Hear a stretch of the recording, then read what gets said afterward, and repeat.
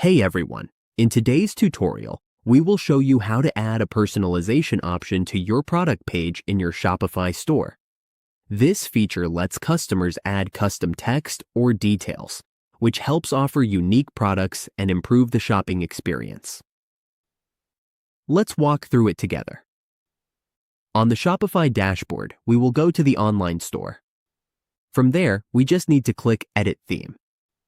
Now we need to click the home page and go to the product section so we can add personalization options. From here, we just need to click on Default Product and open the product information section.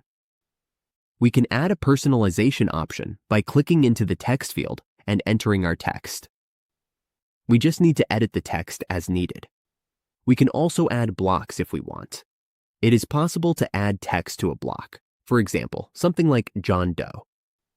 We can set up the personalization options here. Just configure them to suit your needs. Once everything looks good, we just need to click Save.